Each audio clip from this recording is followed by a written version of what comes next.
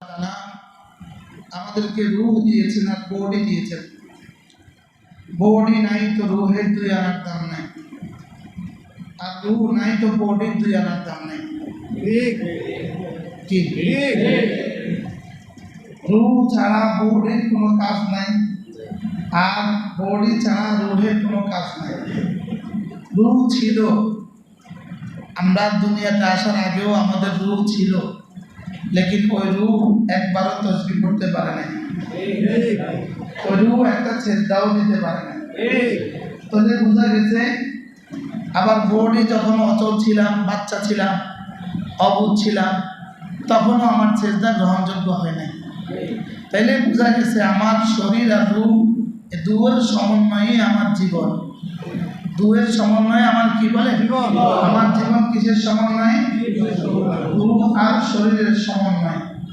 রূহ এসেছে থেকে, রূহ এসেছে সরাসরি আর স্বাধীন থেকে, আর শরীর থেকে এলো সরাসরি মাটি থেকে। শরীর এসেছে মাটি থেকে, আর রূহ এসেছে আর স্বাধীন থেকে।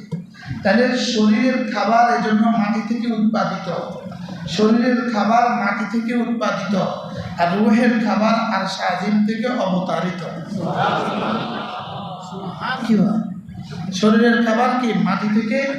সারা পৃথিবীর যত হোটেল আছে, যত দামি কিছু আছে, পুরো মানব জাতির খাবার 4 ভাগে বিভক্ত।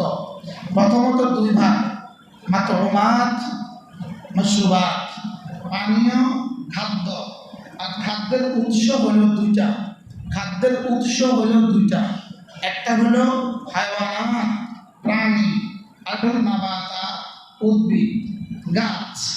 গাছ থেকে অথবা প্রাণী থেকে। বলেন প্রাণী, হায়ওয়ান, জানোয়ার থেকে, অ্যানিমেল থেকে। তো প্রাণী থেকে উৎপাদিত অথবা কি গাছ থেকে উৎপাদিত। বলুন তো এর বাইরে কি কোনো খাবার আছে? নাই। এর বাইরে কোনো কি নাই? খাবার নাই। যদি মাতউমাত হয়, গোশত হয়, প্রাণী থেকে সংগ্রহিত। আর যদি অন্য খাবার হয়, গাছ থেকে সংগ্রহিত। যদি পানি হয়, আসমান থেকে নাজিলকৃত অথবা গাভী থেকে আর ছাগল থেকে প্রাপ্ত। দুধ অথবা পানি, দুধ অথবা কি পানি। তো পানি গাভী থেকে পাই, আর পানি আসমান থেকে পাই, আর গাভী দুধ গাভী থেকে পাই, দুধ প্রাণী থেকে পাই। তাহলে আমার জীবনের বডির জন্য খাবার হলো 4 প্রকার। বডির খাবার কয় প্রকার? কিন্তু এই রব্বে কারীম 4 প্রকার একসাথে দেন নাই। মায়ের পেটে দিয়েছেন শুধুই খাবার রক্ত, মায়ের পেটে দিয়েছেন শুধুই খাবার রক্ত। মায়ের পেট থেকে আসার পরে খাবার দিয়েছেন শুধুই দুধ, শুধুই কি দুধ। এরপরে 2 বছর পর থেকে ধীরে ধীরে খাবার শুরু হয়েছে 4 প্রকারের। কত প্রকারের? 4 প্রকারের। কবর এর আগে, মায়ের পেটে আসার আগে আমাদের খাবার ছিল না। কবরে আমাদের খাবার হবে না, হাসরে আমাদের খাবার হবে না। হাসরে কবরেও খাবার হবে না, হাসরেও খাবার হবে না। যেমন মায়ের পেটে আসার আগে কি ছিল না? খাবার ছিল না। মায়ের পেটে আসার আগে কি খেয়েছিলেন? খাবার ছিল না। মায়ের পেটে আসার আগে খাবার ছিল না। মায়ের পেটে আসার আগে খাবার ছিল না। মায়ের পেটে খেয়েছি রক্ত, আর মায়ের পরে পান করেছি কি দুধ। আজীব বিষয় হলো মায়ের রক্ত আমাকে খাবার হিসেবে ব্যবস্থা করেছেন, এরপরে মায়ের দুধ আমার জন্য খাবার হিসেবে ব্যবস্থা করেছেন, এরপরে 2 বছর পরে আমার জন্য 4 প্রকারের খাবার রেখেছেন। এই 4 প্রকারের খাবার যতদিন ইচ্ছা আল্লাহ করবেন ততদিন খাওয়াবেন, যতদিন ইচ্ছা আল্লাহ করবেন ততদিন কি করবেন? খাওয়াবেন। কবরে আর খাবারের কোনো ব্যবস্থা হবে না। তাহলে দুনিয়াতে আমাদের খাবারের উৎস হয় প্রাণী অথবা গাছ, গাছ গাছালি, প্রাণী অথবা কি গাছ। এবার কবরে খাবার হবে না, হাসরে খাবার হবে না, আর জাহান্নামে আর কোনো খাবার হবে না। বলেন জাহান্নামে আর কোনো খাবার কি হবে না। এবার প্রশ্ন, জান্নাতের খাবার হবে, বাকি উৎস কি? উৎস কি? জান্নাতের খাবার হবে, তবে উৎস কি? জান্নাতের খাবারের উৎস বান্দার ইরাদা। সুবহানাল্লাহ। বান্দার কি ইচ্ছা। জান্নাতের খাবারের উৎস কি? গাছ নাই, গাছ নাই, ফল নাই, গরু নাই, ছাগল নাই, মুরগি নাই, ডিম নাই, শুধু উৎস, এখানে উচ্চ গাছ, এখানে উচ্চ গাভী, পানির জন্য এখানে উচ্চ নলকূপ, আর ওখানে উচ্চ এরাদা। বলেন ইচ্ছা, বলেন আবার বলেন ইচ্ছা, বান্দার ইচ্ছা। এখন প্রশ্ন, কার ইচ্ছা তার খাবারের উৎস, কার ইচ্ছা তার জওয়ানের উৎস, কার ইচ্ছা তার সব কিছু উপভোগ করার উৎস, যা দুনিয়ার ইচ্ছাকে আল্লাহ তার ইচ্ছার সামনে কোরবানি করেছে। কি বলছে বলেন? যে আল্লাহ তারা সমস্ত ইচ্ছাগুলোকে পুরা করেছে, দুনিয়ার নিজের ইচ্ছাকে জলাঞ্জলি দিয়েছে, আল্লাহ তার ইচ্ছাকে পুরা করেছে, আল্লাহ তারা জান্নাতে তার সমস্ত ইচ্ছা পুরা করে দিয়েছে। আর জাহান্নামে কোনো চাহিদা পুরা করবে না, জাহান্নামে কোনো ইচ্ছা পুরা হবে না। কেন? সমস্ত বেঈমান আর বেনামাজি দুনিয়াতে আল্লাহর ইচ্ছা পুরা করে নাই। দুনিয়াতে যারা আল্লাহর ইচ্ছা পুরা করে নাই, আল্লাহ জাহান্নামে তাদের ইচ্ছা পুরা করবে না। তাদের ইচ্ছা কি করবে না? নাউযুবিল্লাহ বলে। তাহলে জাহান্নামীদের কোনো ইচ্ছাই পূর্ণ হবে না, আর জান্নাতীদের কোনো ইচ্ছাই অপূর্ণ হবে না। কি? তাহলে জান্নাতের সমস্ত কিছু প্রাপ্তির উৎস কি? উৎস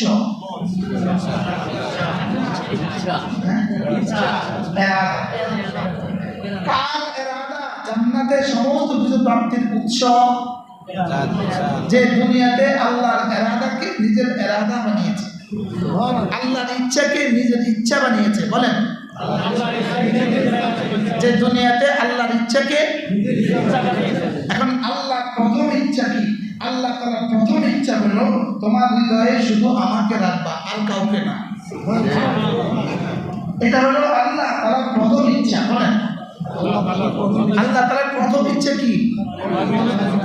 তোমার হৃদয়ে শুধু আমাকে রাখবা। বলেন, তোমার হৃদয়ে শুধু কি? আমাকে রাখবা।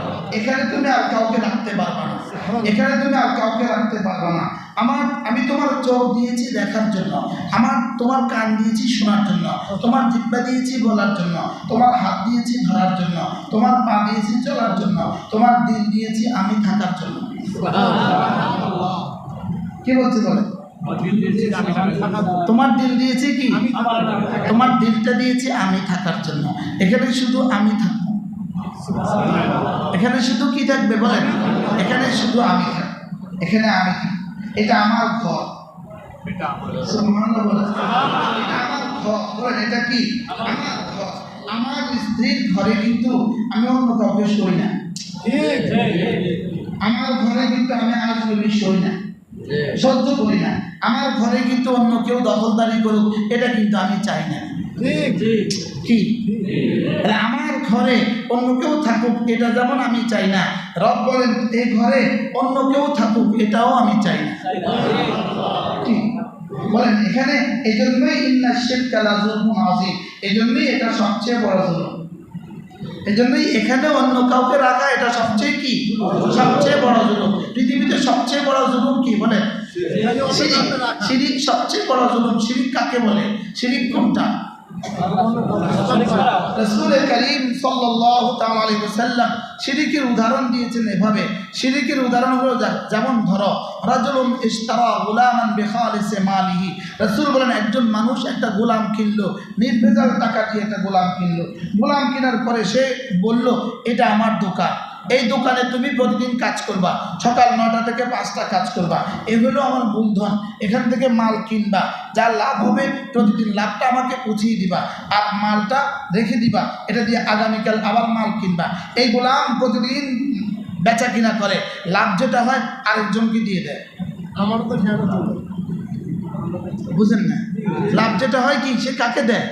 আরেকজনকে দেয়। রাসূল বলেন শিরিকের উদাহরণ হলো এটা। শিরিক মানে হলো বানালাম আমি তোমাকে, রব বলেন বানালাম আমি তোমাকে, সেজদা দিলে তুমি আরেকজনকে।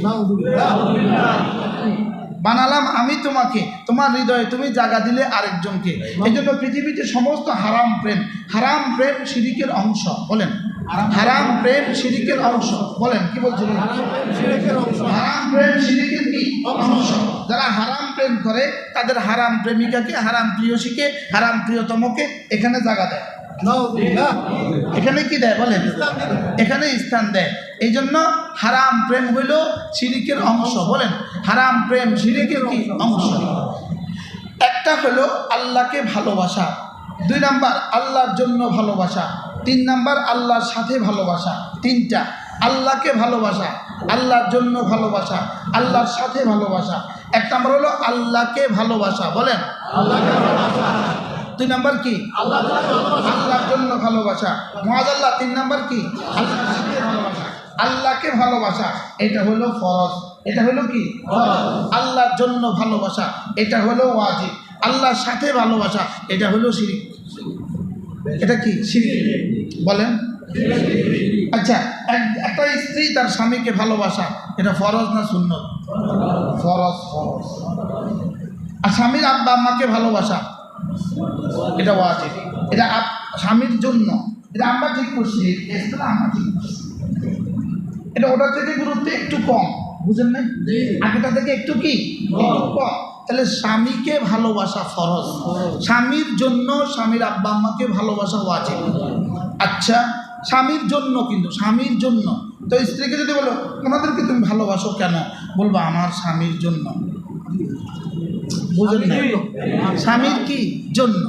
এবার যেমন ধরেন স্বামীর একটা 3 বছরের বোন আছে, এই স্ত্রীটা, এই নতুন বউটা ওই বোনটাকে অনেক সুন্দর করে যত্ন করে, খাওয়ায়, গোসল দেওয়া। আর এগুলো জিজ্ঞেস করে ওকে তুমি ভালোবাসছো কেন, বলে স্বামীর জন্য। আচ্ছা, স্বামীর জন্য ভালোবাসে, এই কথাটা স্বামী শুনলে স্বামী খুশি হয় না নারাজ? খুশি হয়। হ্যাঁ? আচ্ছা, এবার পাশের বাড়ির একটা চাচাতো ভাই আছে, তাকেও চুপে চুপে ভালোবাসে।